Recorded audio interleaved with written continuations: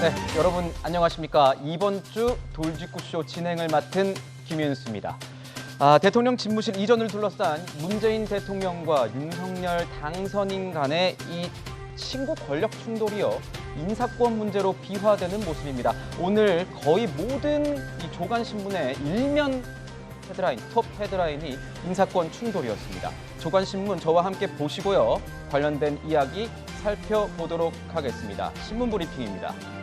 자, 키워드 보시겠습니다. 오늘의 첫 번째 키워드, 또입니다.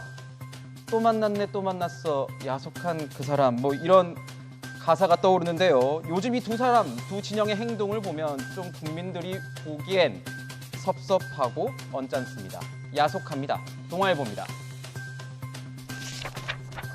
어제 청와대가 이창용 IMF 국장을 새 한은 총재로 지명을 했는데 이걸 두고도 대통령과 당선인 측이 또 충돌했습니다. 청와대는 당선인 측 의견을 반영한 인사라고 설명했지만 오히려 당선인 측은 이 협의한 바가 없다고 반박했습니다. 현재 신구 권력이 가장 충돌하고 있는 부분 중에 하나, 이 공석인 감사위원 2명 자리라고 하는데요. 이런 상황에서 회동 자체가 무의미할 수 있다는 말도 나오고 있습니다. 자, 옛날 개그 프로에 이런 유행어가 있었습니다. 또 못 알아듣네 또. 이 국민들은 협치하라고 계속 이렇게 말하고 있는데 양 진영은 계속 못 알아듣고 있는 것 같습니다. 다음 키워드 보겠습니다. 자, 두 번째 키워드는 만남입니다. 오늘 뭐 노래 특집은 아닙니다만 우리 만남은 우연이 아니야. 이것은 우리의 바램이었어. 뭐 이런 가사가 또 떠오르네요. 누구의 만남일까요? 보시겠습니다. 경향신문입니다. 조금 전이죠. 박근혜 전 대통령이 치료를 받았던 이 병원에서 퇴원했습니다. 지금은 부친인 박정희 전 대통령 이 묘역이 있는 서울 현충원에 도착할 것으로 보이는데 관련 이야기 잠시 뒤에 전해드리고요. 윤석열 당선인은 취임 전 이 지역 민생 탐방에 나설 계획이라고 밝히면서 박근혜 전 대통령의 이 대구 달성군 자택을 방문하는 일정 검토 중이라고 합니다. 두 사람은 어떻게 만나게 될까요? 그리고 5월 10일 당장 취임식이 있습니다. 취임식에 박 전 대통령은 모습을 드러낼까요? 지켜보겠습니다. 세 번째 키워드 보겠습니다. 세 번째 키워드, 과욕입니다. 욕심이 지나치다라는 의미죠. 누구의 욕심이 이렇게 지나칠까요? 보겠습니다. 중앙일보입니다. 윤석열 당선인 핵심 관계자로 요즘 많이 불리고 있죠. 이 권성동 의원이 안철수 인수위원장의 총리론이 돌고 있는데 이 총리론에 대해서 연속해서 요직을 차지하는 건 과욕으로 보일 수 있다며 견제하고 나섰다는 겁니다. 국민의당에서는 권 의원의 이런 발언 하나하나가 문제가 된다, 경솔하다라며 불쾌감을 드러냈습니다. 인수위 출범 닷새만 이 자리를 두고 윤핵관과 안철수 세력 간 알력 다툼이 시작될 조짐을 보이고 있다는 분석도 나오고 있습니다. 뭐 결국 인사 문제는 이 당선인이 결정할 겁니다. 그렇지만 곧 있으면은 이 여소야대 국면이 되죠. 여소야대 국면에서 국회를 통과할 수 있을지도 굉장히 큰 관건이 될 것으로 보입니다. 마지막 키워드 보겠습니다. 자, 마지막 키워드 17%입니다. 이 올라도 떨어져도 이 정도면 급락, 급등이라는 표현이 정확할 것 같네요. 보겠습니다. 한국경제입니다. 자, 아파트 등 공동주택의 올해 공시가격이 작년 대비 17.22% 올랐습니다. 급등이군요. 이에 따라 보유세 급등이 예상되자 정부는 1가구 1주택자에 한해 올해 세부담을 지난해와 같은 수준으로 동결하기로 했습니다. 2년 연속 두 자릿수 폭등, 문재인 정부의 세금을 통한 부동산 잡기 정책이 이 공식 폐기 수순을 밟을 것이라고 신문은 전하고 있습니다. 어떤 조간신문에서는요, 이 보유세를 꼼수 동결하고 새 정부의 폭탄을 넘겼다고 표현을 하던데요. 과세 기준 오락가락해서는 안 되죠. 분명해야 합니다. 지금까지 신문 브리핑이었습니다.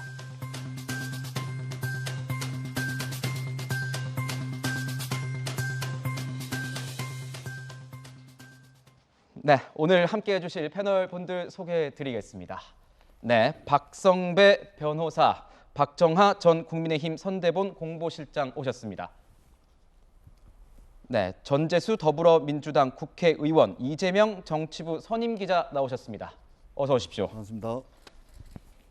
네, 지금 이 현충원, 동작구, 동작동에 있는 국립현충원에 박근혜 전 대통령, 태어난 박근혜 전 대통령이 모습을 드러냈습니다.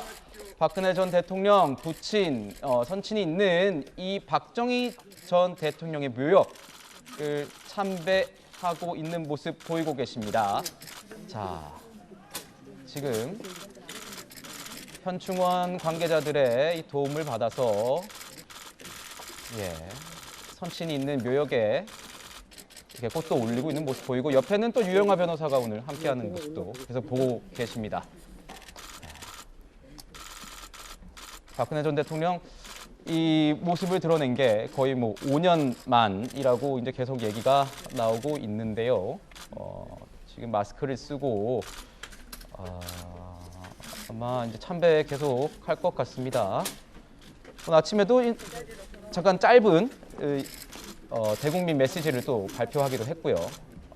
잠시 뒤에는 여기 이제 참배가 끝나고 난 뒤에는 바로 이제 대구 달성군에 마련이 돼 있는 이 사저로 가서 또다시 이 대국민 메시지, 2차 대국민 메시지를 낸다고 이렇게 밝힌 상황입니다. 저 묘역에는 지금 유경수 여사도 같이 이제 그렇죠. 안장이 돼 있는 거죠. 대통령과 같이 이제 안장이 돼 있죠. 조금 전에 8시 반경에 서울 삼성병원에 퇴원을 해서 그때 처음으로 이제 기자들하고 만나서 간단히 얘기를 했었죠. 뭐 건강이 많이 회복된 것으로 보이고 표정도 굉장히 밝았다고 보입니다. 그리고 뭐 기자들과의 만남에서는 유일하게 하여튼 감사 인사를 전한 건 의료진입니다. 한 4개월 동안 헌신적으로 치료해주고 그래서 많이 건강이 회복됐다. 의료진한테 감사 인사를 전했고 그리고 곧바로 지금 동작동에 있는 서울 현충원으로 와서 지금 이제 박정희 전 대통령 묘소에 참배를 하고요. 네. 그리고 바로 이제 대구 달성군에 있는 사저로 내려가게 되죠. 그러면 이제 정오쯤이 될 텐데 그때쯤 다시 이제 정식으로 대국민 메시지를 내겠다 이렇게 밝힌 상태입니다. 그래서 아직까지는 뭐 충분한 메시지가 없는 상태에서 어떻게 보면 5년 만에 지금 박근혜 전 대통령이 사인으로 지금 국민 앞에 선 거죠. 그 전에는 글쎄요, 이제 검찰 수사를 받으러 갔을 때 그리고 법정에서의 모습이 간간히 보였었지만 사실 그 사인으로 국민들 앞에 정식 메시지를 낸 건 이제 처음이 됐다 이렇게 5년 만에 이렇게 볼 수 있을 것 같고 과연 이제 정오쯤에 나올 대통령의 박근혜 전 대통령의 어떤 대국민 메시지에 어떤 내용이 담길지 굉장히 관심이 모아질 것 같습니다. 네, 지금 굉장히 그 현장에도 취재진들의 관심이 굉장히 뜨거운 것으로 지금 알려져 있습니다. 박근혜 전 대통령은 지금 이제 참배를 마치고 자리를 떠나고 있는 모습을 지금 시청자 여러분께서는 보고 계십니다. 이 시각 국립현충원 저희가 연결을 좀 해봤고요. 우선 그래서 저희가 이 관련된 내용 계속 이어서 나가도록 하겠습니다. 그래서 오늘 주제는 이겁니다. 자, 박근혜 전 대통령 이제 세상 속으로 나왔습니다. 윤석열 대통령 당선인의 5월 10일 취임식 날 등장을 할까 관심이 모아지고 있는데요. 조금 전 이 퇴원할 때 대국민 메시지 발표했습니다. 한번 보고 가겠습니다. 5년 만에 인사를 드리게 됐습니다. 많이 염려를 해주셔서 건강이 많이 회복이 됐고요. 지난 4개월 동안 헌신적으로 치료에 임해주신 삼성병원의 의료진 그리고 관계자 여러분께 감사의 말씀을 드리고 싶습니다. 앞으로 계획은 혹시 어떻게 되실까요? 앞으로 거치나 계획이 정해진 게 있을까요? 국민 여러분께 하실 말씀 있을까요? 네. 앞으로 이 뭐 거취 문제 이런 거를 물었지만 거기에 대해서는 대답을 하지 않고 남겨놓고 지금 차를 타는 모습까지 저희가 봤는데요. 박정하 저기 실장님께 여쭤보고 싶은 게 5년 만에 지금 제대로 모습을 드러낸 건 5년 만인 것 같습니다. 지금 뭐 아까 모습도 설명을 드렸지만 마스크를 썼지만 좀 화답하는 모습, 좀 미소를 띠는 모습이었는데 어떻게 보셨습니까? 그 건강이 그래도 많이 회복된 것 같아서 그나마 다행이라고 보여집니다.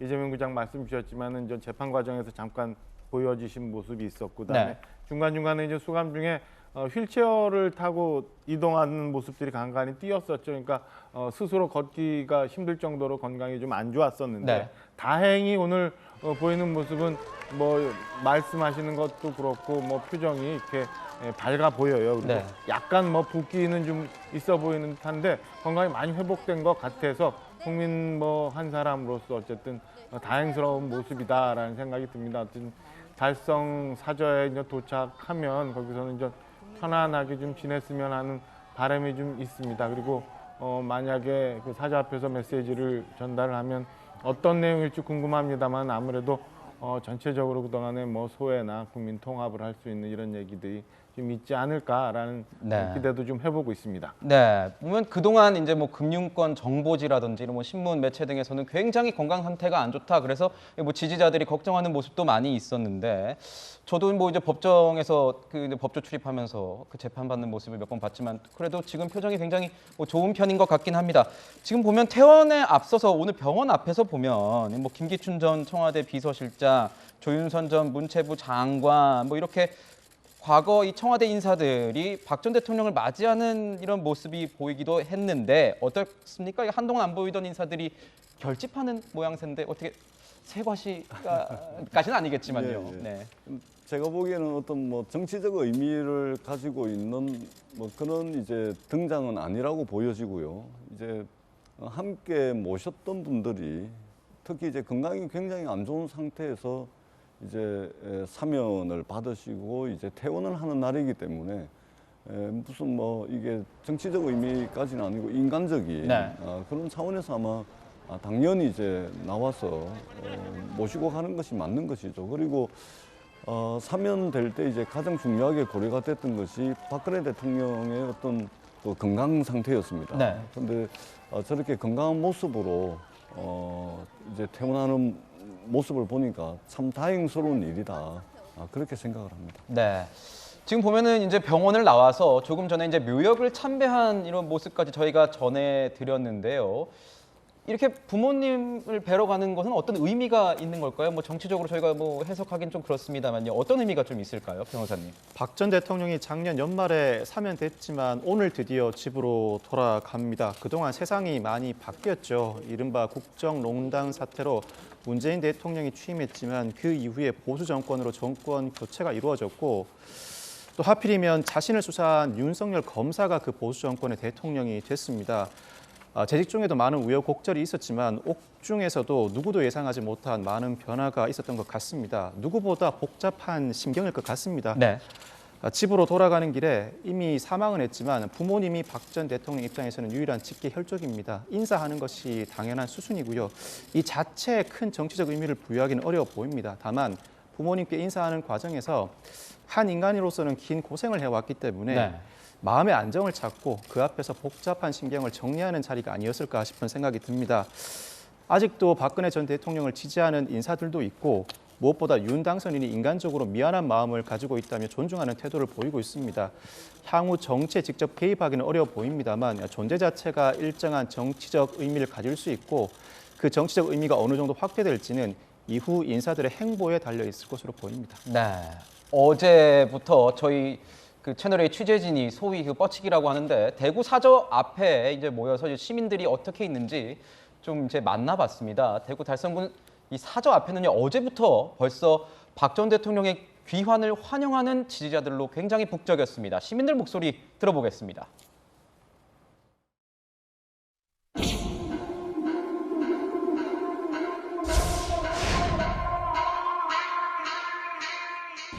고생도 많이 하셨고 이래 오셔가지고 참 고맙고 반갑고 그렇죠. 여기 와서 편안하게 여성을 보냈으면 그런 마음입니다.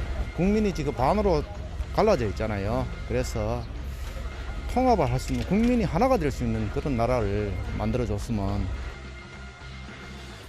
네, 아마 정오쯤 이제 뭐 대구 사저에 도착을 한다고 하니까요. 저희 방송 이후에도 이 뉴스A 라이브에서 관련된 소식 계속 전해드릴 수 있으실 것 같습니다. 오늘 보면 박 전 대통령 입주 모습을 보러 이 몰려드는 인파가 상당하다 이런 얘기가 벌써부터 나오고 있습니다. 지금 보면은 뭐 경찰들은 한 20개 중대가 현장에 가 있다 이런 얘기도 나오는데요. 얼마쯤 모일 걸로 예상하나요?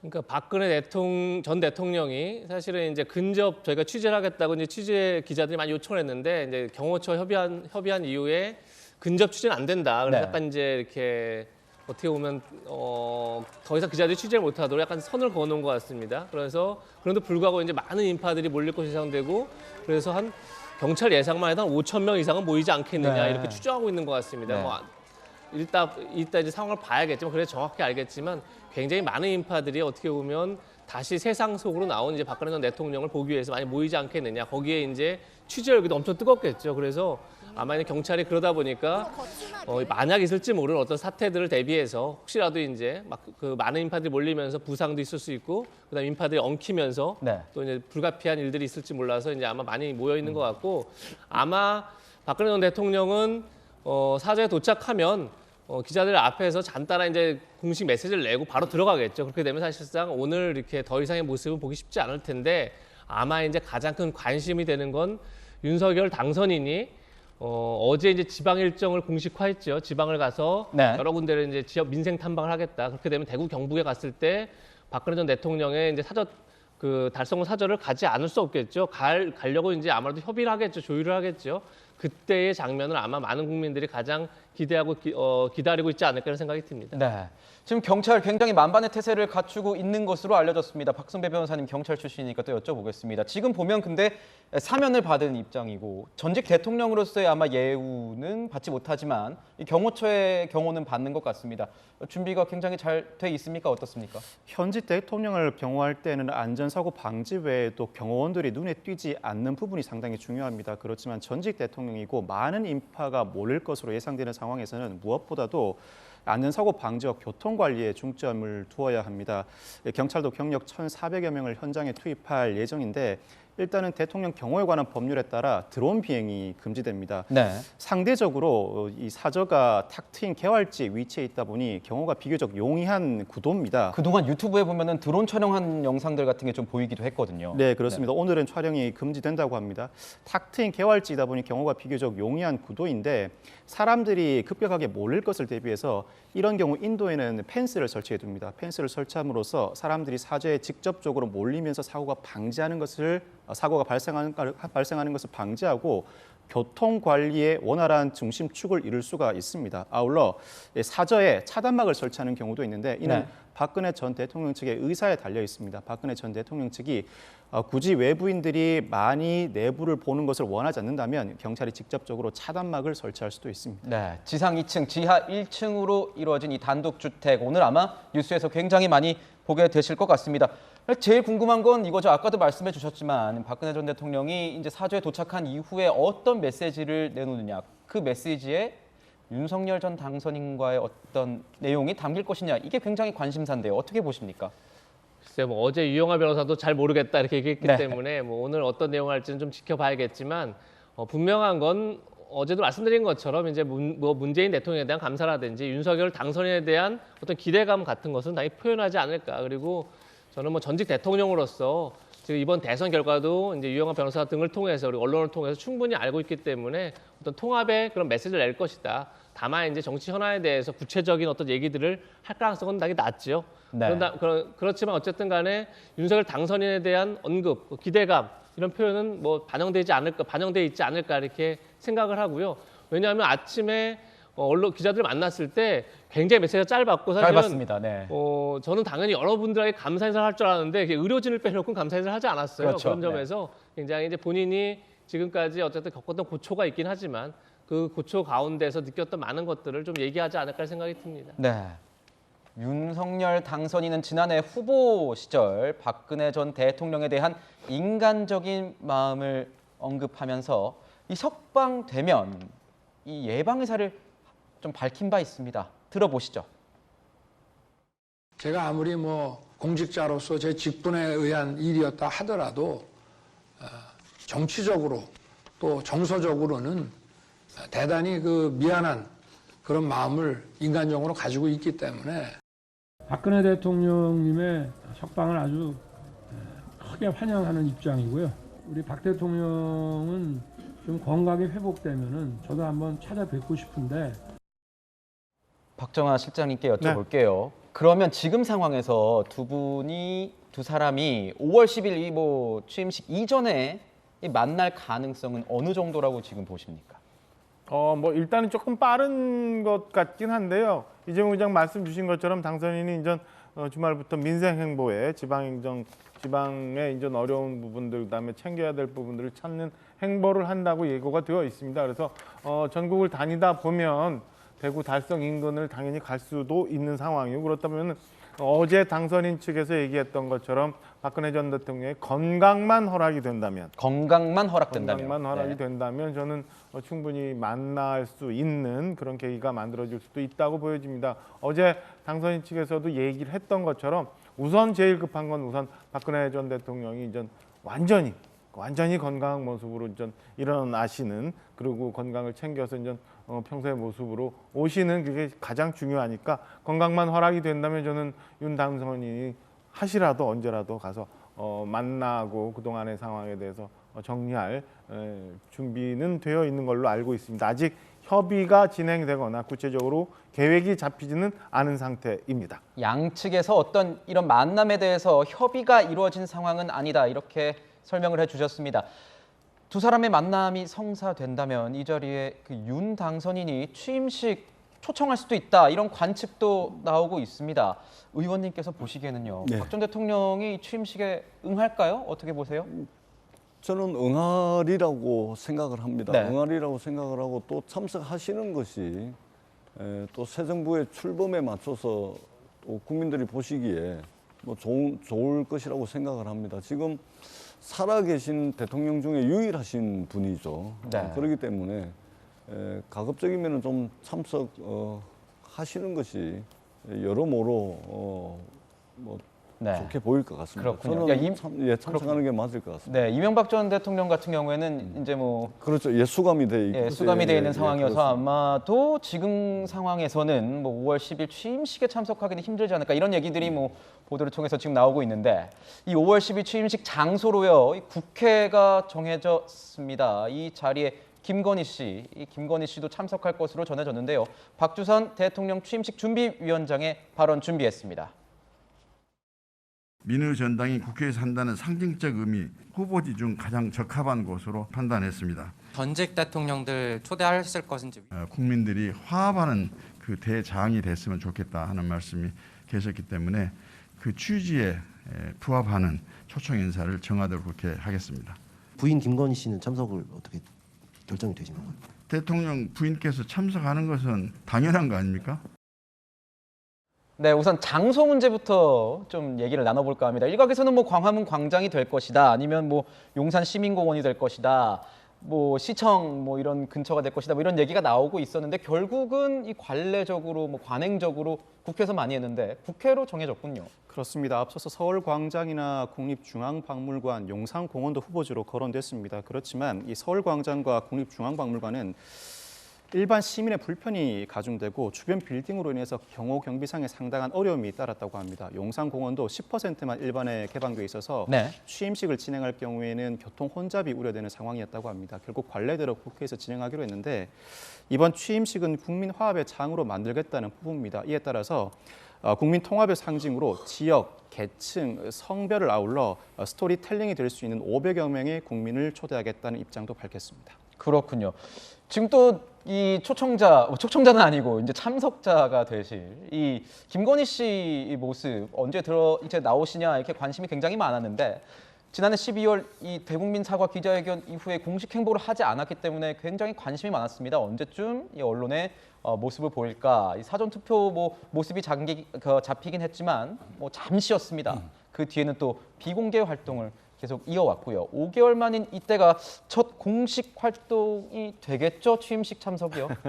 그러니까 공식 활동이라기보다는 공개된 자리에 네. 나타나는 모습이 연출될 거로 보여집니다. 근데 향후 우리 뭐 그동안 통상 뭐 영부인이라고 표현했는데 지금은 전 여사님이라고 보통 하죠. 지금 윤석열 당선인이 청와대를 들어가지 않겠다, 그 다음에 소위 말하는 제2부속실은 운영하지 않겠다라는 얘기를 했기 때문에 그동안에 있었던 여사님들의 활동과는 전혀 다른 모습이 될 걸로 추측이 돼요. 현재 제가 뭐 구체적으로 뭔가 잡혔다는 얘기는 아직은 못 들었습니다만은 네. 뭐 소외계층에 대한 봉사나 아니면 문화활동에 대한 지원 뭐 이런 식으로 기존에 우리 대통령 여사님들이 보여줬던 뭐 공개 활동이나 아니면 이런 것보다는 따로 비공식적으로 비공개적으로 개인적인 위치에서 아마 활동을 좀 하게 되지 않을까라고 추측이 됩니다. 그래서 외빈 활동이나 외교 활동 이런 불가피한 거를 제외한 나머지는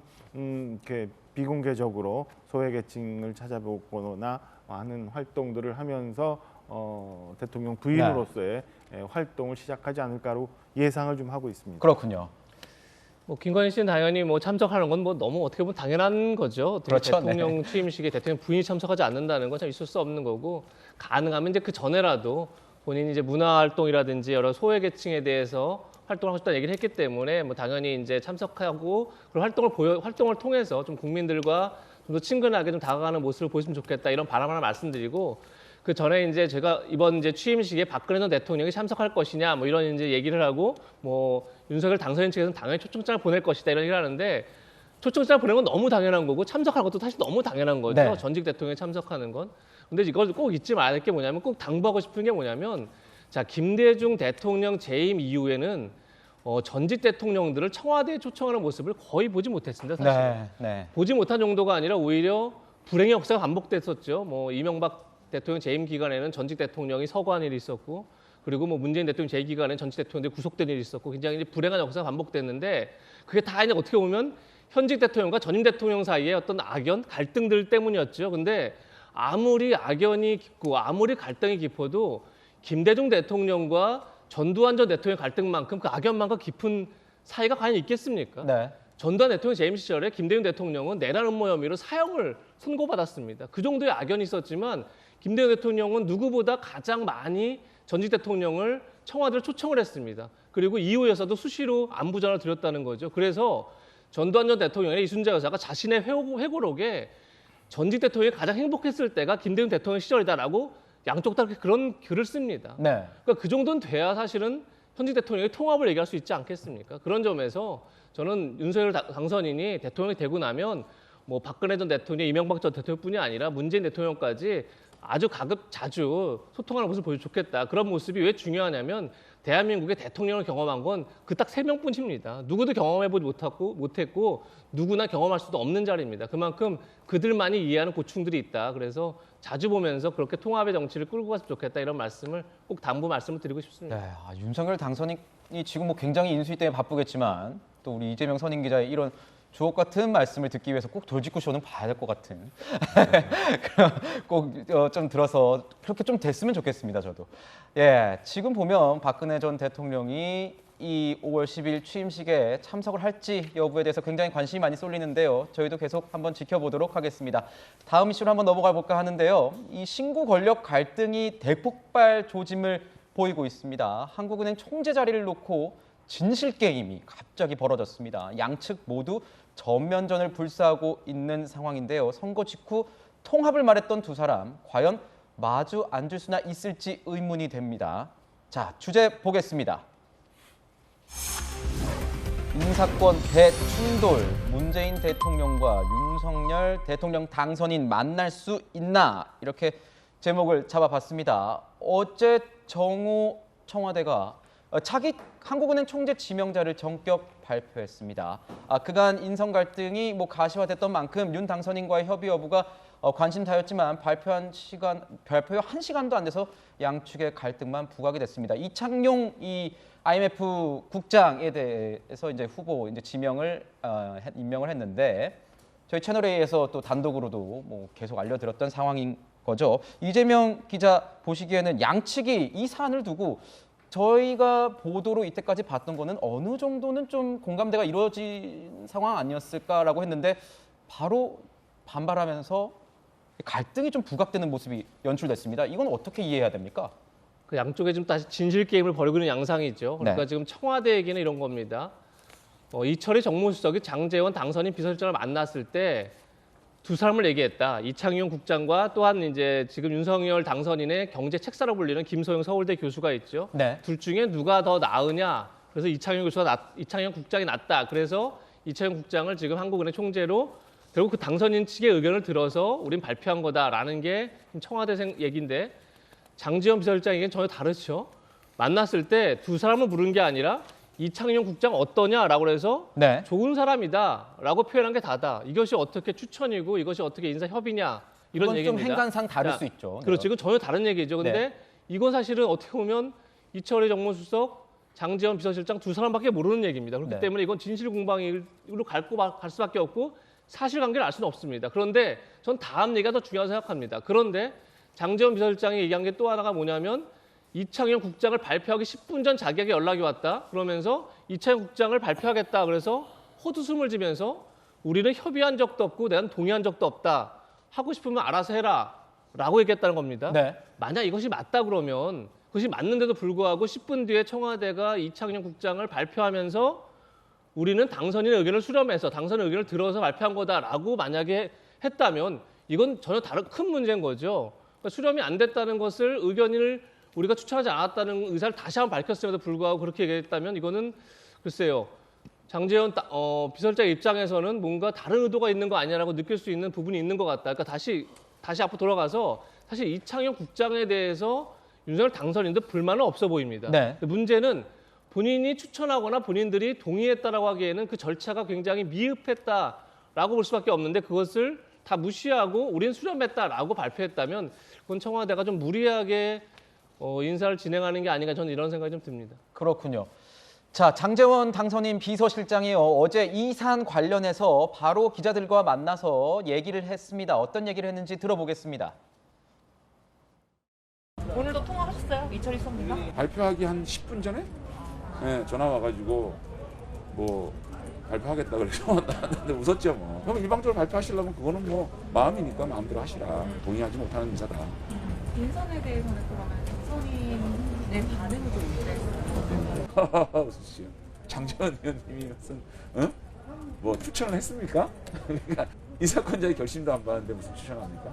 일련의 과정들이 참 진정성을 느낄 수 없을 정도의 일들이 벌어지고 있어요. 자, 이게 이창용 후보에 대한 어떤 호불호는 지금 떠나서 뭔가 인사 주도권을 둘러싼 기싸움이 신고 권력 간의 기싸움이 굉장히 치열하다 뭐 이렇게 말씀을 드리고 싶은데 국민들은 이런 걸 원하는 게 아니잖아요, 실장님. 이런 모습이 당선인 측에도 굉장히 보기 좋지 않을 것 같고 뭐 지금 현 청와대에도 굉장히 보기 좋지 않을 것 같은데 왜 이런 갈등이 일어나는 겁니까?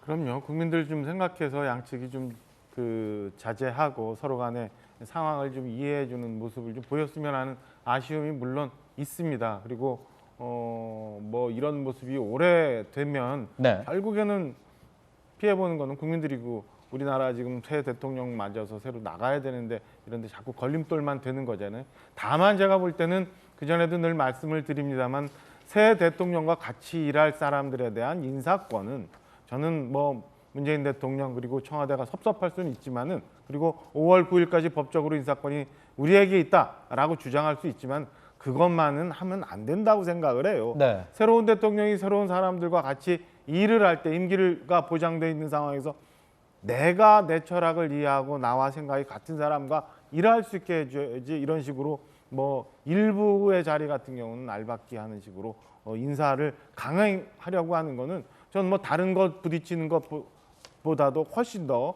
좋지 않은 일이라고 생각을 합니다. 어제 같은 경우 보면은 뭐 양측 다 진실 공방으로 빠져 들어가곤 있습니다만 네. 장제원 당선인 비서실장의 얘기가 맞다면 제가 볼 때는 커뮤니케이션 미스를 빙자한 일종의 고의성 발표라고 보여지거든요. 그래서 이런 것들은 좀 자제해 주시는 게 맞지 않을까. 그리고 협의라는 과정을 좀 거쳐서 대통령께서 해줄 수 있는 절차를 좀 밟아주시는 넓은 아량을 좀 보여주는 게 옳지 않나라고 저는 생각을 합니다. 네, 뭐 장제원 비서실장의 말이 맞다는 전제하에 이것은 약간 청와대의 고의성이 담긴 그런 의도가 있는 진실 공방, 국면, 프레임이 아니겠느냐 이렇게 말씀을 주셨는데 청와대는 전혀 다른 입장인 거잖아요, 지금.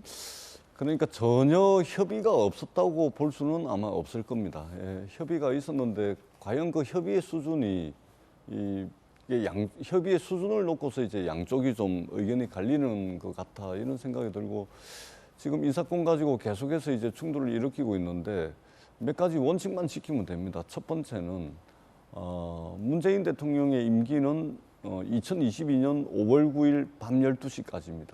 그렇기 때문에 당선자 쪽에서는 이 임기를 최대한 존중해 줄 필요가 있겠다.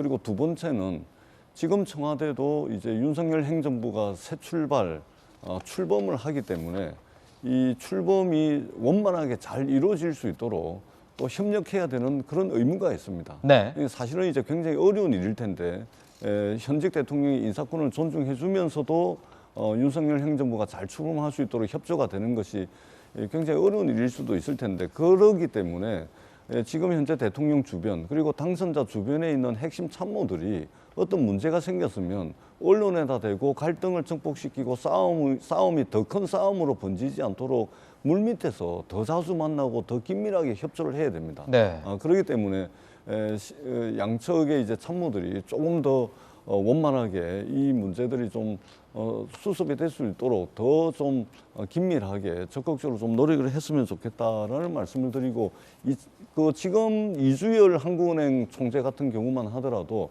2014년도에 박근혜 대통령께서 임명을 하셨거든요. 임명을 하셨는데 문재인 정부에서 네. 임기를 다 채우고 그리고 연임까지 했습니다. 네. 예, 그렇기 때문에 이 한국은행 총재는 정치적 고려를 통해서 하는 인사 자리가 아니거든요. 이거는 대한민국의 중앙은행으로서 통화 정책을 총괄하는 이제 중앙은행 아닙니까? 그렇기 때문에 어떤 정치적 고려라든지 정치적 조건 이런 걸 가지고서 인사를 하는 자리가 아니기 때문에 이것이 정쟁이 되는 것은 저는 올바르지 못하다. 과거 전례에 비춰보더라도 조금 이제 문제가 될 수가 있기 때문에 과도하게 이제 정쟁으로 비화되는 것만큼은 좀 피했으면 좋겠다 이런 생각을 가지고 있습니다. 저는 조금 아쉬운 게요. 저도 뭐 정치부 출입 기자 적지 않은 기간 했다고 뭐 보는데 이렇게 막 물밑 회동에서 좀 많이 이런 얘기가 이루어지지만 지금은 뭐 아예 공개적으로 자꾸 거짓말하면 다 공개해버리겠다 이런 으름장은 조금 보기가 국민으로서는 좀 보기가 불편한 측면이 있습니다. 그렇습니다. 그러니까 이게 첫 단추를 사실은 잘 끼워야 되는데 이게 첫 단추가 뭐냐면 이명박 대통령 사면 문제였거든요. 근데 명백하게 이명박 대통령의 사면 문제는 현직 대통령의 권한입니다. 그리고 그 뒤에 이어진 문제가 뭐냐면 청와대 이전 문제 아닙니까?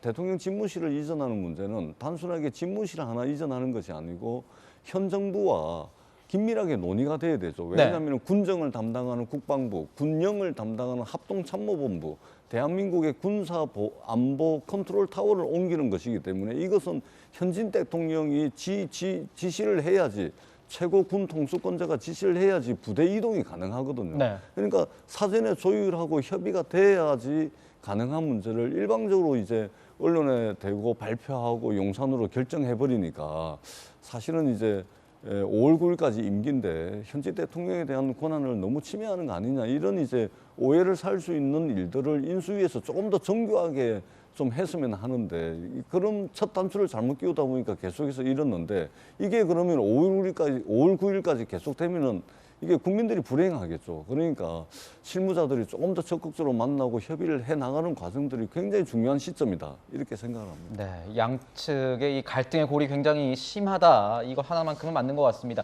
청와대에서 지명한 이창용 국장 같은 경우에요. 이명박 전 정부 인수위원을 거친 인물입니다. 지금 보면 뭐 국내외에서 인정하는 경제 금융 전문가로 뭐 글로벌 인맥도 탄탄하고 어느 보도에 보니까 190cm의 장신으로 농구광 뭐 이런 얘기도 있고요. 뭐 2010년 김중수 총재 이후에 외부 출신 총재 인사가 될 가능성이 높은 이런 상황이다. 이렇게 얘기를 하고 있는데 윤석열 당선인 측에서도 뭐 긍정적인 기류가 있다라는 보도들이 많이 있기 때문에요. 이 인사에 대해서는 뭐 반대하는 그런 것은 아니신 거죠?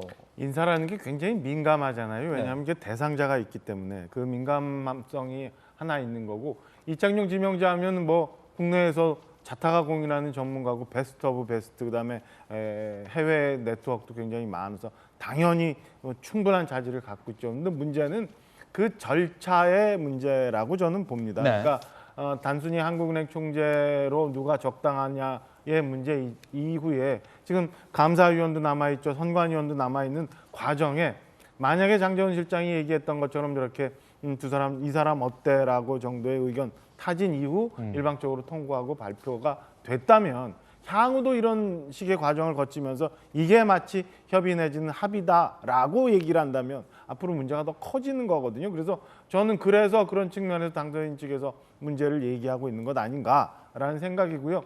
이창용 지명자에 대해서 뭐 전화 통화로 뭐 물어봤다, 묻는 과정을 거쳤다라고는 했지만은 이게 진짜 뭐 한국은행 총재로서 문재인 대통령께서도 그다음에 윤석열 당선인도 같이 동의하는 건지 뭐 보고가 돼서 안에서 논의가 됐던 건인지 이런 거에 대해서는 과정이 전혀 네. 없었잖아요. 그러니까 이런 것들 때문에 지금 당선인 측에서는 불편해하고 있는 것 아닌가라는 생각입니다. 그렇군요. 지금 보면 이 방식의 차이가 아니었을까 이런 생각도 좀 드는데요. 뭐 인수위 관계자가 인수위가 다른 분 추천했으면 그럼 그분으로 바꿔주실 거냐 이렇게 얘기하는 거 보니까 아마 소통의 방식 뭐 이런 것이 문제가 되고 있지 않나 이런 생각이 좀 듭니다. 그런데 갈등의 본질이요. 이게 아니다라는 얘기가 오늘 보도가 심심찮게 나오고 있습니다. 하는 총재 인사도 갈등이 아니다. 회동 문제도 갈등의 본질이 아니다. 집무실 문제도 갈등의 본질이 아니다. 갈등의 본질은 감사원, 감사위원 공석으로 돼 있는 2명의 감사위원 자리다. 그리고 선관위 상임위원 1명에 대한 인사 때문이다. 이런 얘기가 나오고 있습니다. 이재명 기자께 여쭤볼게요. 이 세 자리가 그렇게 중요한 겁니까? 공석원도 2자리인 거죠. 네네. 네. 뭐 본질이 꼭 뭐 청와대 이전 자체도 본질이 아니다 이렇게 볼 수는 없는 거죠. 다 이제 맞물려 있지만 생각해 보면 지금 이제 지난 16일 날 문재인 대통령과 윤석열 당선인의 회동이 무산됐던 가장 큰 이유가 인사권이다 이렇게 얘기됐던 거죠. 그때 세 자리가 이제 논란이 됐었죠. 한국은행 총재 지금 이제 이창용 국장을 지명했죠. 그리고 나서 이제 중앙선관위 상임위원 그리고 감사위원인데. 조금만 생각해 보면 이 중 가장 민감한 자리가 어딜까 문재인 대통령 입장에서 뭐 당연히 감사위원이죠. 왜냐하면 뭐 한국은행 총재야 새 정부와 금융통화 정책을 논의하는 거지 뭐 전임 정부와 전 상관이 없는 거고요. 그렇죠. 네. 그리고 중앙선관위 상임위원도 글쎄 민주당은 관심이 있을지 몰라도 사실 퇴임 정부 입장에서 뭐 선거를 치를 것도 아닌데 당연히 관심이 없는 거고요. 근데 감사원은 사실 문재인 정부와 직접적인 관련이 있죠. 네. 뭐 아시겠지만 감사원에서 사실 월성원전 1호기 경제성 조작 사건도 감사원 감사를 통해서 수사가 이루어진 거죠. 그리고 이명박 정부의 4대강 사건은 박근혜 정부, 문재인 정부 감사원에서 무려 5차례나 감사를 했습니다. 네.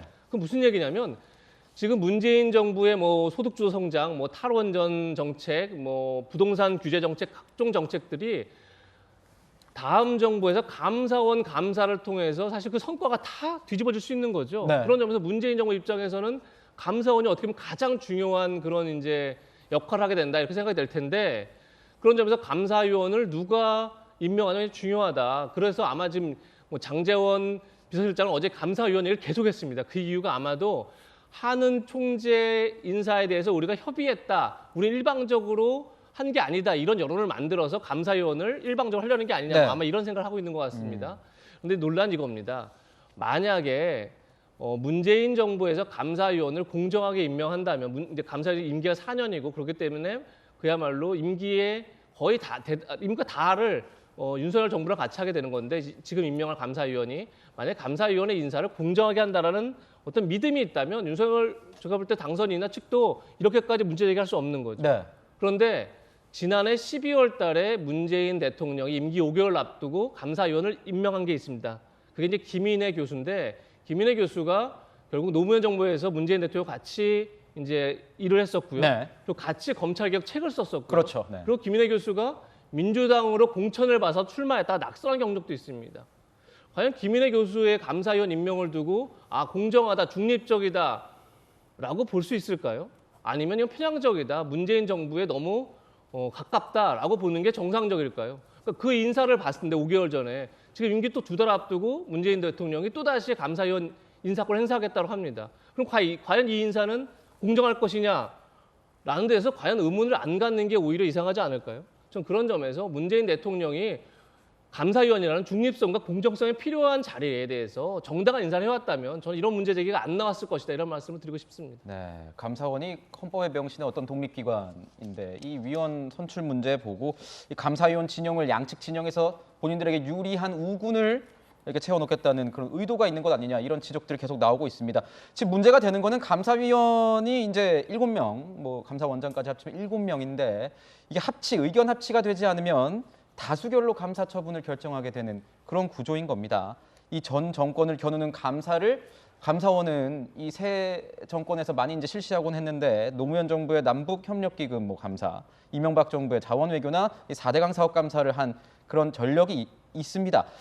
자, 이러니까 이 청와대에서는 뭐 어느 정도 선물이다 이렇게 표현했지만 당선인 측에서는 선물이 아닌 꼼수다 이렇게 보고 있는 이유가 이런 거기 때문이죠, 변호사님. 현재 감사위원은 7명입니다만 2명이 공석이죠. 네. 그리고 청와대는 감사위원 1명씩을 추천하자는 입장인 반면에 인수위 측은 2명 모두에 대해 인수위와 협의해야 한다는 입장입니다. 사실 감사원은 정무 직무 감찰이라는 강력한 권한을 가지고 있습니다.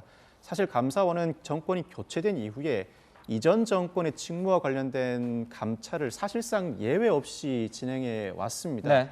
종전 정권에서는 온전한 감찰이 이루어지지 못했다는 문제의식을 밑바탕에 깔고 있는 것인데 그 의사결정을 7명 제적 감사위원 과반수로 결정하게 됩니다. 징계, 문책 요구 등 감사 업무 전반에 대해 이 제적위원 과반수 결정을 통해 집행을 해나가게 되는 것인데 이렇다 보니까 인수위 측에서는 하는 총재 지명 과정에서 인수의 입장을 배려해 준 것처럼 명분을 쌓아놓고 감사위원 임명을 강행하기 위한 수순이라고 반발하고 있는 것입니다. 양측의 입장 모두가 이해되긴 합니다. 현재 대통령 입장에서는 법적 권한으로 감사위원을 지명할 수 있으니 지명하겠다. 그리고 당선인 입장에서는 향후 일을 같이 해야 하는 인사인이 우리의 의사를 반영해달라. 양측 입장이 모두 이해되지만 그렇기 때문에 서로 양측의 입장을 배려하고 양보해야 할 지점도 분명히 있어 보입니다.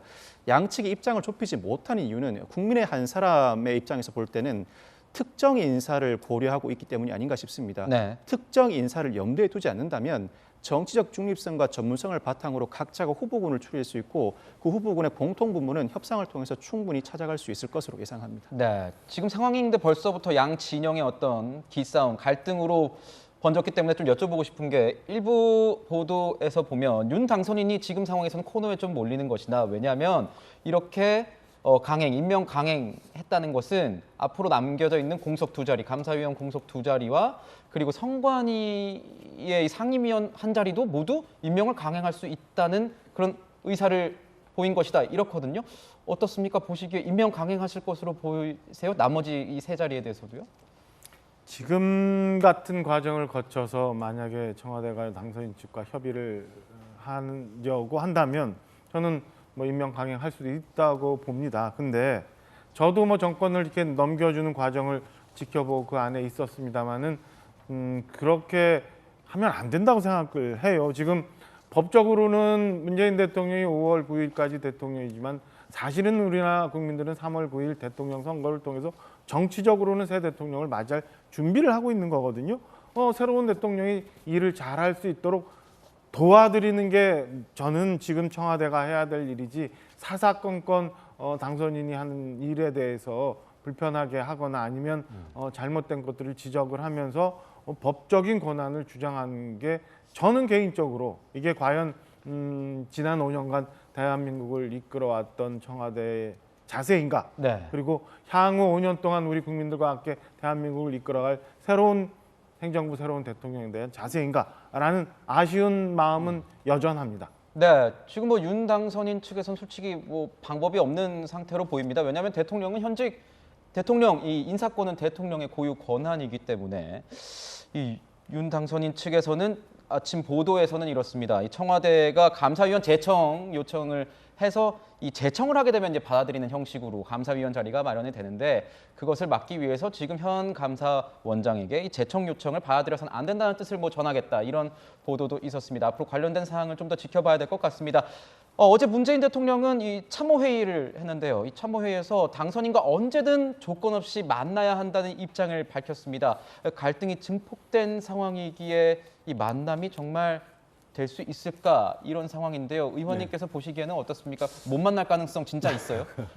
만나셔야죠. 네. 예, 만나셔야 되고 그 국민들께서 원하는 것은 많은 걸 원하는 게 아닙니다. 무슨 뭐 대단한 합의를 해가지고 뭐 이게 뭐 대단한 어떤 뭐 모습을 보고자 하는 것이 아니고 이 그 떠나는 분과 새로 임기를 시작하는 분이 만나서 국민들께 이 국민들이 지켜보는 자리에서 서로 축하하고 네. 또 덕담 나누고 뭐 이런 모습을 보고 싶어 하는 것이죠. 지금도 많이 늦었습니다. 이런저런 갈등 뭐 이런 것들이 분명히 있기는 하겠지만 그러나 최대한 그 새로 취임하는 윤석열 당선자 입장에서는 전직 대통령에 대한 예우를 또 이제 떠나는 임기를 마치고 떠나는 문재인 대통령 입장에서는 새로 시작하는 윤석열 행정부의 순조로운 출발을 또 이게 덕담을 나누는 네. 그런 모습을 국민들은 보고 싶어 합니다. 그렇기 때문에 지금도 늦었습니다. 빨리 좀 만나서 국민들이 지켜보는 국민들이 지켜보는 그 상황에서 좀 두 분이 좀 손을 맞잡고 뭐 힘들고 어려운 시절 아니겠습니까? 그런 모습을 좀 훈훈한 모습을 보이는 것이 저는 국민들 보시기에 가장 좋을 것 같다 이렇게 생각을 합니다. 네, 양측의 입장은 달라도 진짜 국민들이 원하는 건 방금 의원님께서 말씀해 주신 것처럼 만나는 장면입니다. 만나는 장면 꼭 볼 수 있길 원하고요. 자, 윤석열 당선인이 어제 깜짝 행보를 보였습니다. 통이동 집무실 앞에 천막 기자실이 있는데 여기를 방문했다고 합니다. 청사가 마련되면 기자들에게 이 김치찌개를 끓여주겠다 이런 약속도 했다고 하는데요. 그 장면 보겠습니다. 40씩입니다. 일단 써보고 요즘 뷰 났어요 여기? 타임 한번 해봐요. 그래 커피 한잔 합시다. 일정 진짜로 한 번도 혼밥 안 하셨어요? 아침은 혼자 가끔 먹죠. 근데 아침도 혼자는 안 먹어. 강아지랑 같이 먹고. 내가 뭘 먹으려고 그러면 강아지들이 와서 딱 쳐다보고 있기 때문에 걔네들도 좀 나눠주고. 대표님과도 같이 드셔야 되는 거예요? 우리 집사람은 아침을 안 먹어서. 요즘엔 집에서 이렇게 요리나 이런 거는 하시나요? 요새는 아침에 좀 하죠. 아침에도? 김치찌개도 끓여 먹고. 예전에 취임하시고 기자들 돼지고기 김치찌개 끓여주신다고 하셨어요. 그 약속입니다. 여기서 올까? 여기서? 응? 좋아요. 청사 마련해서 가면은 내가 하루 그 구내 식당에서 저녁에 한번 양 많이 끓여가지고 그렇게 해서 같이 한번 먹읍시다. 새로 옮기시면은 이렇게 좀 저희들 깜짝 팩불 같은 거 많이 말아주실 생각 있으세요? 제일 그래도 기자실에 자주 가신 분이 김대중 노무현 대통령 두 분인데 5년 임기 동안에 100회 이상을 가셨더라고요. 나도 가급적 우리 기자분들 좀 자주 보려고. 당선인님도 그럼 한 달에 2번 정도는 저희 꼭 만나주시겠다 이 말씀이신가요? 하여튼 최선을 다할게요. 네, 좀 뭐 웃음이 재밌네요. 보니까 뭐 저런 모습이 뭐 많지는 않았기 때문에 또 지금 뭐 이 방송 이 영상 나가면서 저희끼리 이제 얘기한 거는 김치찌개 정말 뭐 맛있게 잘 끓이기도 하실 것 같고 또 그 어디도 당 매체에도 나왔지만 계란말이는 정말 뭐 일품일 것 같다 이런 얘기도 다 같이 나눴습니다. 뭐 보니까 아침에 김건희 여사는 식사를 안 한다 뭐 이런 얘기도 좀 들을 수 있었고요. 여기서 이제 저희는 여기에 좀 포인트를 맞춰볼까 합니다. 김대중 전 대통령 그리고 노무현 전 대통령을 언급하면서 기자들과의 소통, 뭐 기자들과의 소통은 국민과의 소통 이렇게 볼 수 있겠죠. 이 소통 의지를 밝혔는데 뭐 김치찌개는 물론 기자들과 자주 소통하겠다는 이런 약속을 했습니다. 변호사님 보시기에는 어떻습니까? 약속 지켜질 수 있을까요? 그 약속 지키려면 비상한 노력이 필요할 것 같습니다. 윤 당선인의 발언을 통해서 김대중 전 대통령과 노무현 전 대통령이 기자들과 상당히 많이 만났다는 점을 다시 한번 확인해 볼 수 있는데 기본적으로 의사 결정권자는 여유가 있어야 한다고 봅니다. 대통령이 지나치게 바빠서도 안 되고 바쁘다고 하더라도 본인이 여유를 가지고 여러 사람들과 소통하는 과정은 충분히 좋아 보입니다. 그렇지만 야당일 때와 여당일 때 입장은 다를 수밖에 없다고 봅니다. 집권 여당은 직접 직무를 수행하는 입장이고 그로 인해서 많은 비판이 뒤따를 수밖에 없습니다. 네. 불편한 쟁점들이 많이 쏟아지게 될 텐데 그럼에도 불구하고 기자들과 소통하겠다는 약속을 지킬 수 있을지 공언하셨으니 지켜주셨으면 하는 바람입니다. 네, 박성배 변호사와 제가 함께 지켜보도록 하겠습니다.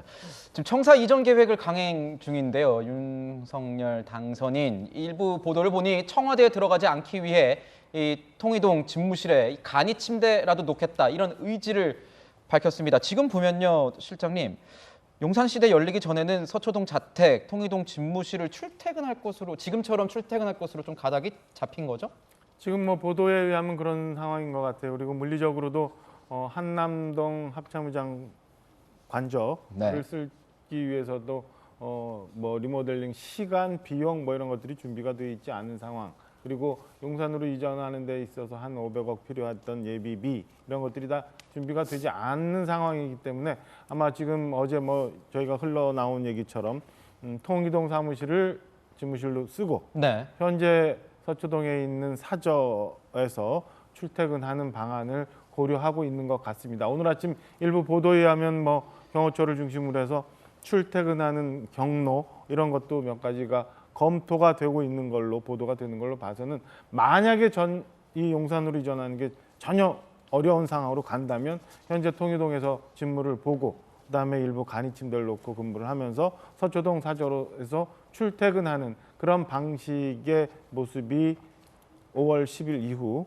얼마간은 나올 수도 있다라고 예상이 되는 상황입니다. 간이 침대에서 자는 대통령의 모습 좀 상상은 안 되는데 인수위 측에서는 러시아어를 피해서 출퇴근을 하겠다. 그리고 방탄 유리를 설치한 대신에 경호 인력을 늘리겠다. 이렇게 입장을 밝히고 있습니다. 박선배 변호사님 경찰 출신이니까 여쭤볼게요. 근데 저희가 이렇게 보면은 이 경호라는 게 굉장히 중요하다는 걸 저도 많이 느낀 게 박근혜 전 대통령도 이렇게 피습을 당한 적이 있고 얼마 전에는 송영길 전 대표도 피습을 당한 적이 있습니다.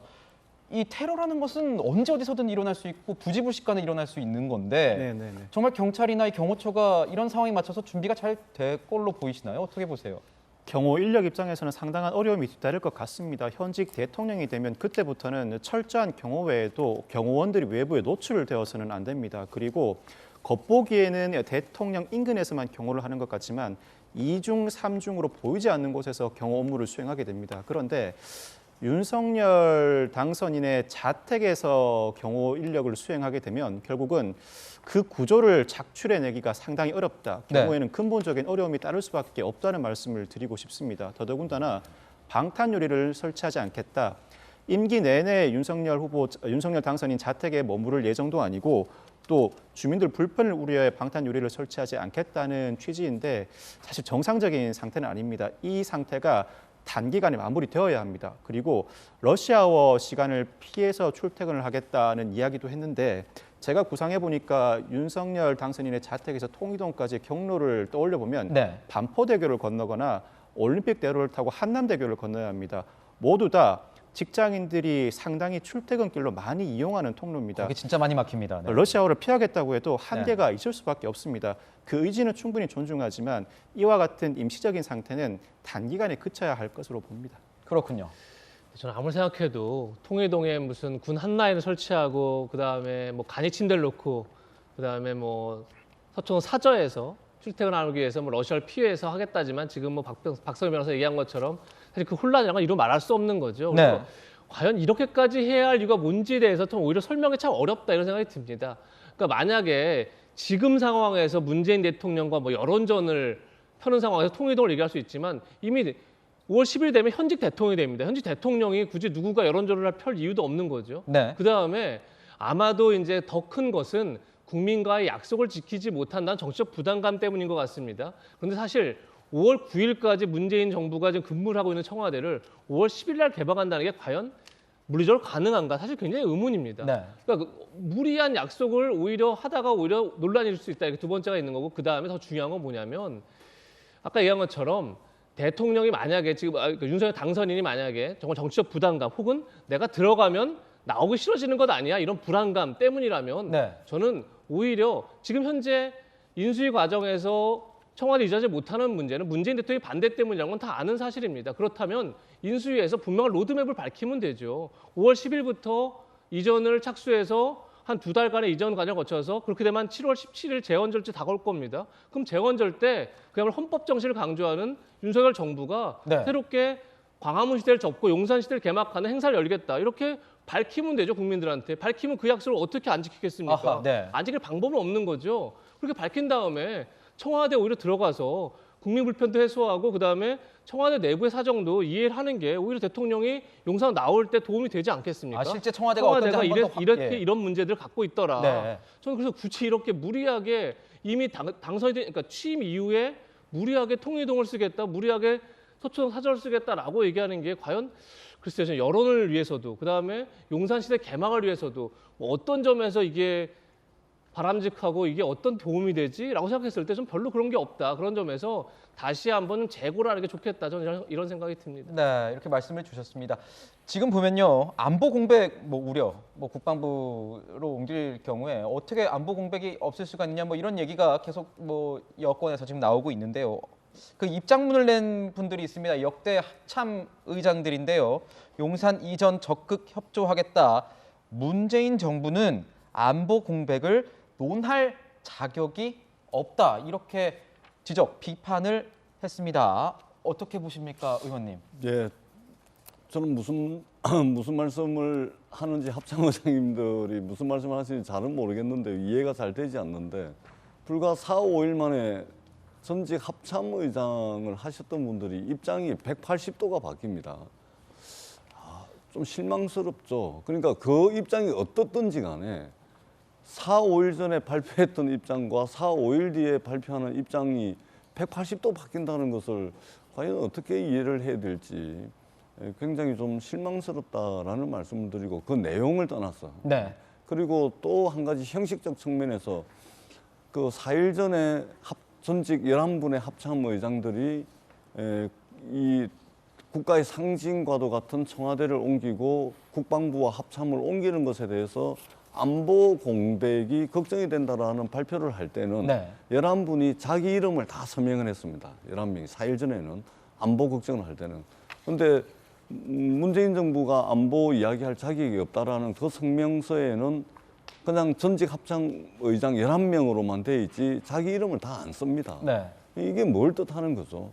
굉장히 이제 실망스럽고 오히려 이 문제를 전직 합참의장을 하셨던 분들이 오히려 정쟁을 격화시키는 것은 아닌가 이런 실망스러운 모습을 보이고 있다. 저는 그렇게 생각을 합니다. 네, 이 성명 어떤 논평에 참여를 했던 한 합참의장은 이 모 매체와의 통화에서 이 11명에 모두 다 동의한 것이다. 이렇게 얘기를 한 바 있습니다.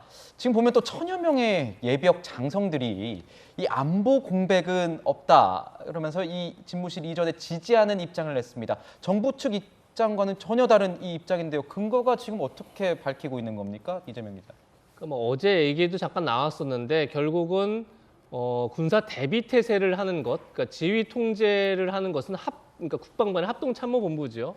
그런데 이제 국방부는 청와대가 들어와서 이전하더라도 합동참모본부는 당장 이전하는 게 아니죠. 그렇게 되면 지휘 통제 기능을 계속 유지할 수 있다. 지휘 통제 기능 자체가 이전하는 건 아니기 때문에 당장 안보 공백이 있다는 건 너무 좀 과장된 주장에 대한 게 있는 거고 또 하나가 뭐냐면 흥미로운 건 군은 지휘소 이동 훈련을 하죠. 그건 무슨 얘기냐면 전쟁이라면 지휘소가 한 군데 있을 수가 없는 거죠. 계속 바로 지역을 옮기면서 다닐 수밖에 없는 거죠. 예를 들면 더 밀고 올라갈 수도 있고 아니면 밀려 내려올 수도 있는 거죠. 그러니까 지휘소 이전 훈련을 계속 하는데 지휘소가 옮긴다고 지휘 통제 기능을 상실하면 그럼 전쟁을 어떻게 치르냐 이런 말도 같이 있더라고요. 그러니까 사실 이게 어떤 게 맞다 틀리다 이렇게 얘기하기는 참 어려울 수도 있고 전문적인 분야일 수도 있지만 중요한 건 뭐냐면 조금 전에 전재수 의원도 말씀하셨지만 군까지 이렇게 어떻게 보면 정쟁의 한복판으로 들어오는 게 예비역 장성들 다 마찬가지지만 옳으냐 이런 문제가 하나 있는 거고 두 번째는 안보 공백이 저도 그렇게 생각하는데 너무 과장돼 있다 지금 사실은. 그러니까 제가 어제 말씀드렸지만 안보 공백은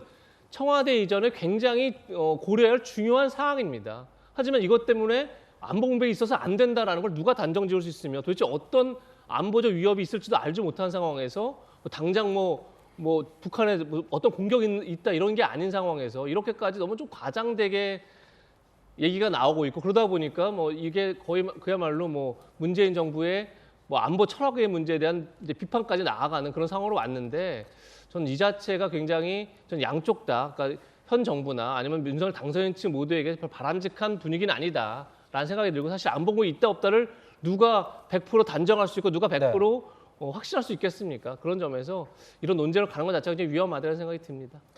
그렇군요. 민주당은 집무실 이 용산 이전 계획을 두고 점령군의 만행이라면서 공세를 이어가고 있습니다. 들어보시죠. 제가 볼 때는 점령군의 만행이라고 봅니다. 대통령의 임기를 착각하시는 것 같아요.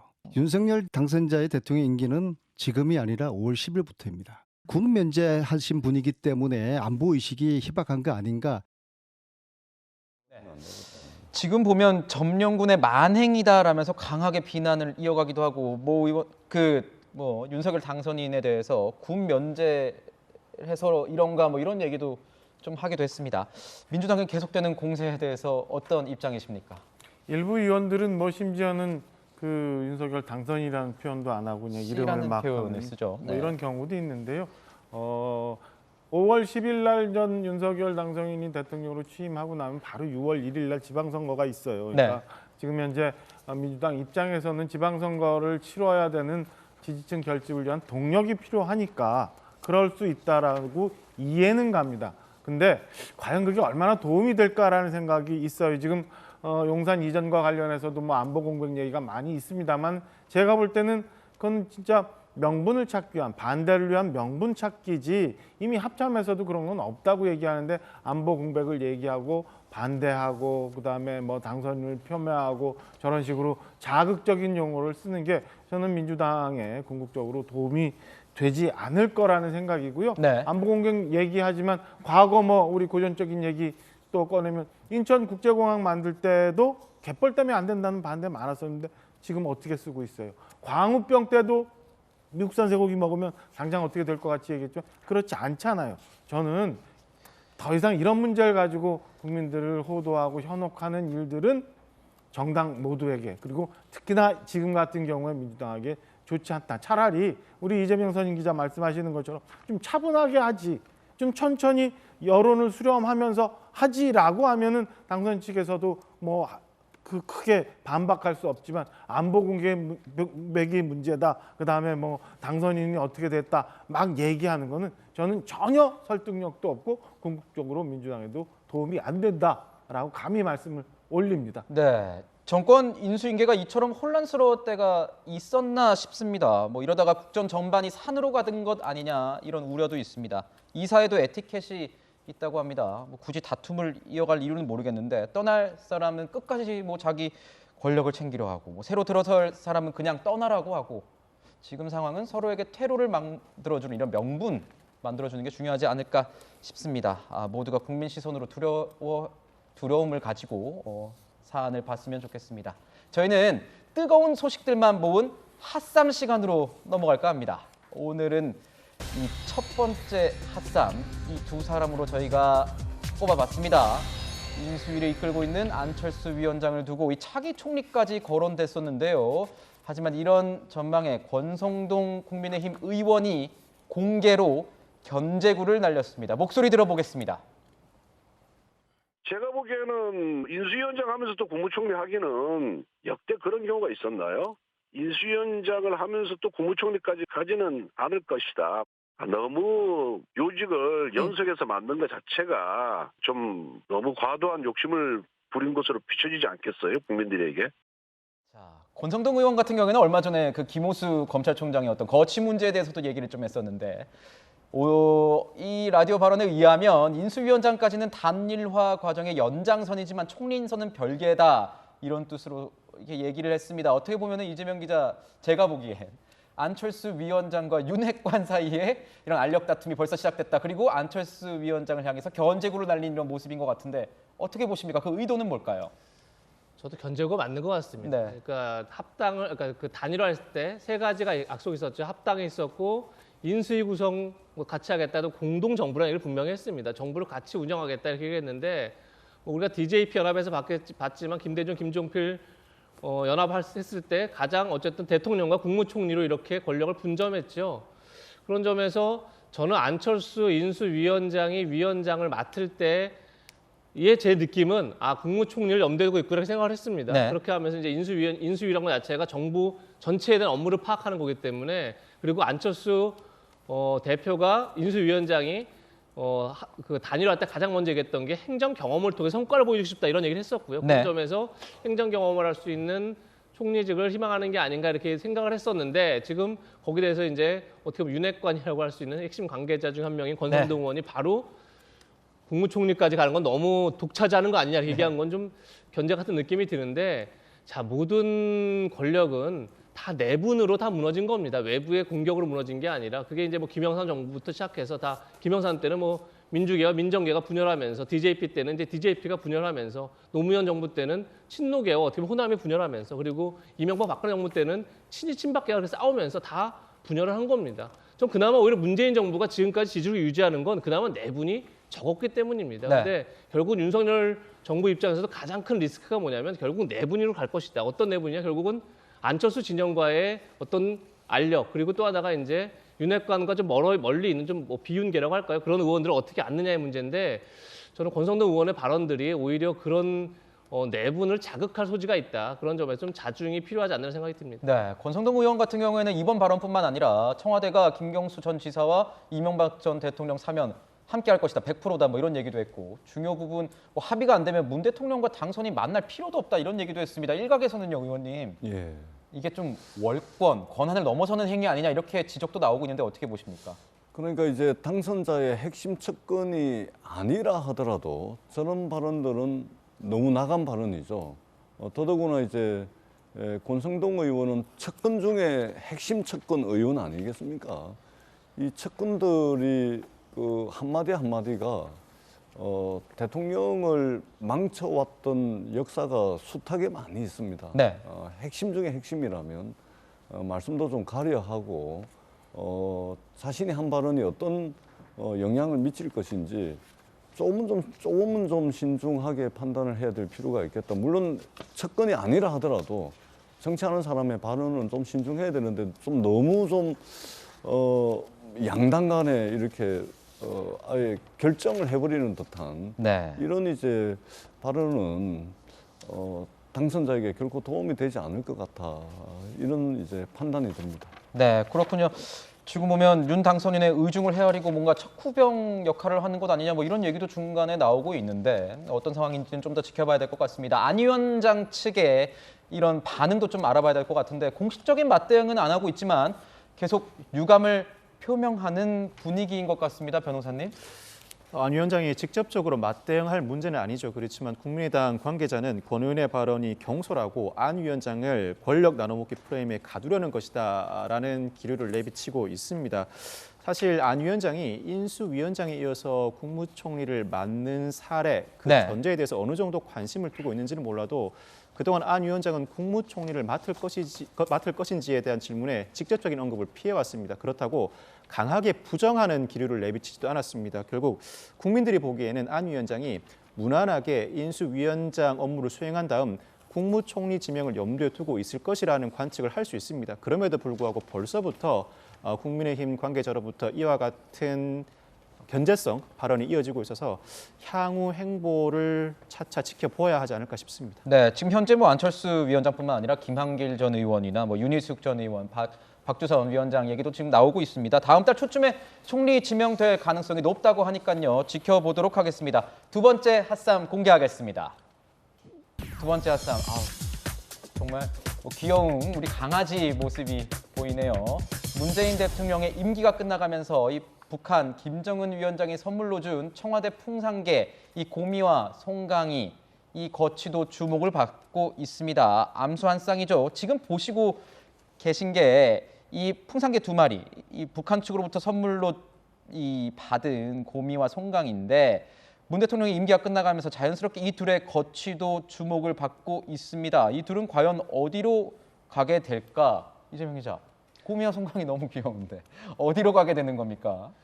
네, 저게 2018년 3차 남북 정상회담 때 이제 김정은 위원장이 선물한 거죠.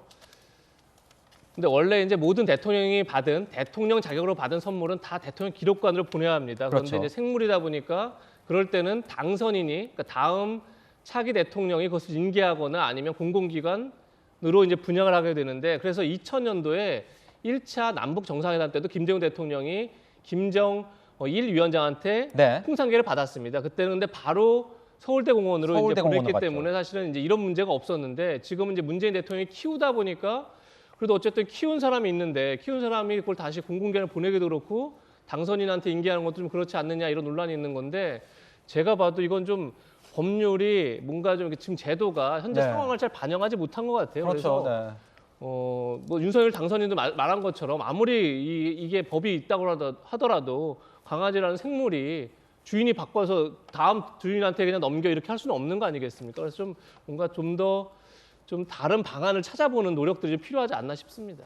그렇군요. 지금 보면은 그 청와대 관계자에 따르면 이 두 마리 자체가 국가 원수 자격으로 받았기 때문에 퇴임 후에 사저에 갈 수 없다 이렇게 얘기를 하고 네. 있는데 이러면 문재인 대통령과 김정숙 여사도 굉장히 마음이 아플 것 같은데요.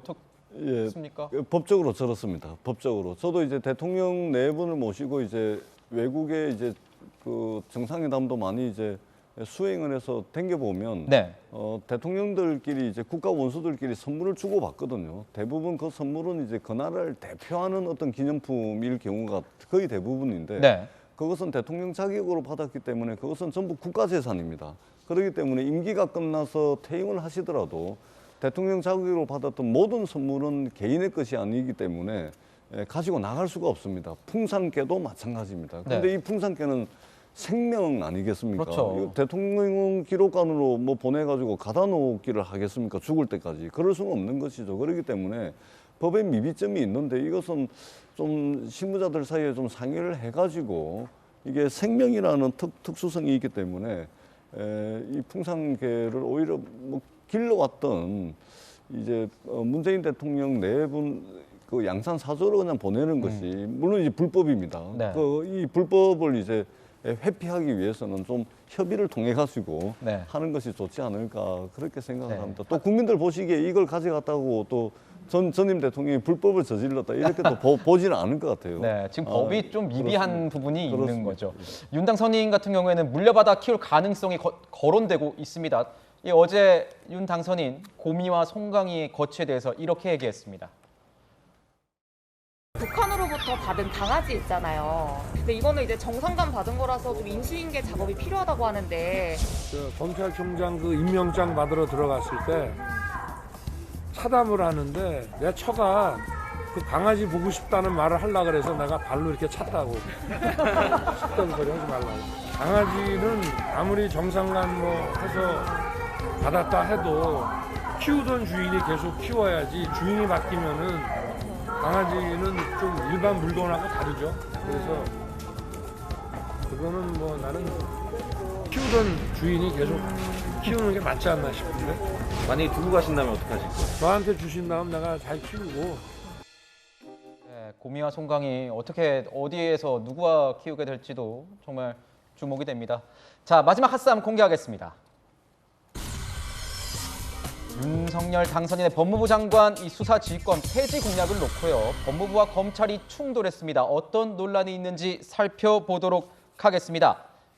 자, 박성배 변호사님, 검찰이요 윤 당선인의 이 법무부 장관 이 수사지휘권 폐지에 대해서 김오수 총장의 재가를 받은 찬성 의견을 전달을 했는데 법무부가 난색을 표했습니다. 이게 각자 어떤 입장 차이가 있는지 설명을 좀 부탁드릴게요. 왜냐하면 지금 상황이 아침에 인수위가 또 들어오기 전에 들은 소식인데 인수위가 법무부에 대해서 좀 무례하다 이런 대통령 공약에 대해서 반대하는 입장을 공개적으로 내비친 거에서 무례하다 이런 표현을 썼거든요. 이게 굉장히 충돌 양상이 거세지고 있습니다. 현행 검찰청법에 따르면 법무부 장관은 일반적으로 검사를 지휘 감독할 수 있습니다. 그렇지만 구체적 사건에 대해서는 검찰총장만을 지휘 감독할 수 있습니다. 그 이유는 민주적 통제를 도모하면서도 구체적 사건에 대해서 지휘 감독할 경우에는 검찰의 정치적 중립성이 흔들릴 우려가 있기 때문에 검찰총장이 완충지대 역할을 하라는 취지로 규정해 둔 것입니다. 그런데 윤 당선인은 이와 같은 구체적 사건에 대한 법무부 장관의 수사 지휘권도 폐지하겠다는 공약을 들고 나왔고 대검찰청은 김오수 총장의 재가를 거쳐서 이 윤 당선인의 공약에 찬성한다는 입장을 인수위에 전달하게 됩니다. 그렇지만 법무부 장관은 법무부 장관의 검찰총장 수사 지휘 감독 권한 폐지는 시기상조라는 입장을 내비치고 있습니다. 네. 양측의 입장이 엇갈리고 있다 보니 그동안의 관례와는 다르게 인수위는 법무부와 대검찰청 각자로부터 따로 보고를 받겠다는 일정을 잡아둔 상태였습니다. 그렇군요. 앞으로 이 법무부 인수위 이 보고 어떻게 될지 저희가 한번 지켜보도록 하겠습니다. 자, 국민의힘에서는요, 이 며칠째 홍준표 의원이 문제 제기한 공천 룰을 두고 내홍이 격화되고 있습니다. 대구시장 출마를 선언한 김재원 최고위원 대 이준석 대표의 공방 번지고 있습니다. 반면 민주당은 후보 가뭄, 인물난 애가 타는 모양새입니다. 그래서 이 상황 한번 살펴보도록 하겠습니다. 저희 주제는 이겁니다. 자, 김준표 의원 페널티 공방전, 민주당은 후보 가뭄 이렇게 정했는데요. 자, 현역 의원 10%, 그리고 무소속 출마 이력 15% 감점, 홍준표 의원의 경우 이 두 가지 모두에 해당돼서 25% 감점을 받게 되는데, 일각에선 대구시장 경선 이 경쟁자인 김재원 최고위원이 이를 노리고 의결 과정에 관여했다는 의혹이 불거졌습니다. 김 최고위원이 화살을 이준석 대표에게 돌렸습니다. 들어보시죠. 당대표가 갖고 온 초안에 할당 경력자 25% 감산, 징계 경력자 25% 감산, 그리고 당원 자격 정지 처분 이상을 받은 징계 경력자 15% 감산, 이런 내용으로 초안을 갖고 왔죠. 김 최고에게는 이준석 대표는 오히려 이걸 35점을 초안을 들고 왔다는 거 아니에요? 오히려. 그럼 자기들이 반대했던 게 아니라 본인은 더 높은 감점을 들고 왔었던 거네. 네, 어제 국회에서 기자들을 만난 이준석 대표, 김 최고위원이 당대표에게 뒤집어 씌운다 이렇게 반박했습니다. 들어보시죠.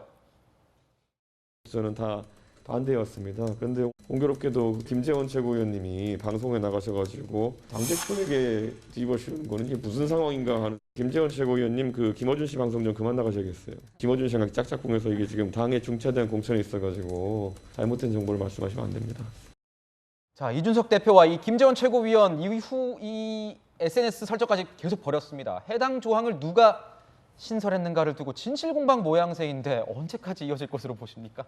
참 보기가 안 됐어요. 네. 그러니까 일단 어제 SNS 공방 통해서 이준석 대표가 여러 가지 얘기를 합니다. 그리고 관련 서류도 제출을 하고 그래서 누구 말이 진짜인지는 뭐 국민 여러분들이 이미 다 확인했을 거라고 보고요.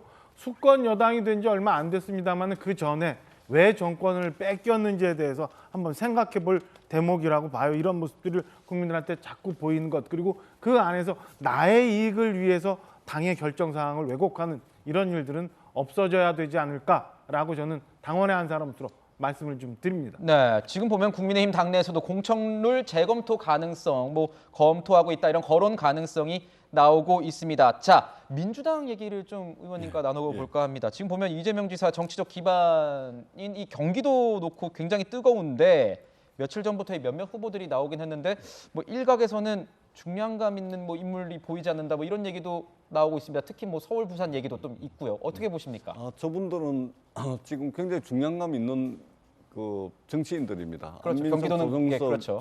조정식 오선 의원의 또 염태영 수원시장 같은 경우는 굉장히 성과를 많이 낸 시장으로 평가를 받고 있습니다. 아마 이번 주까지 공천심사위원회가 다 구성이 될 겁니다. 네. 그럼 공천심사위원회에서 이제 공천 신청을 받게 되면 아마 새로운 인물도 더 있지 않을까 이렇게 생각이 들고, 다만 대통령 선거에서 저희들이 패배를 했기 때문에 이전처럼 많은 사람들이 모여들기는 쉽지는 않겠지만 그래도 국민의 심판대 위에 다시 서는 것입니다. 당의 역량을 다 동원해서라도 국민들께 좋은 후보를 낼 수 있도록 최선을 다하도록 하겠습니다. 네, 6월 1일 지방선거가 2달여 남은 것 같습니다. 공천룰, 후보 얘기들 저희가 집중적으로 앞으로 잘 다뤄드리도록 하겠습니다. 저희는 60초 뒤에 다시 돌아오겠습니다.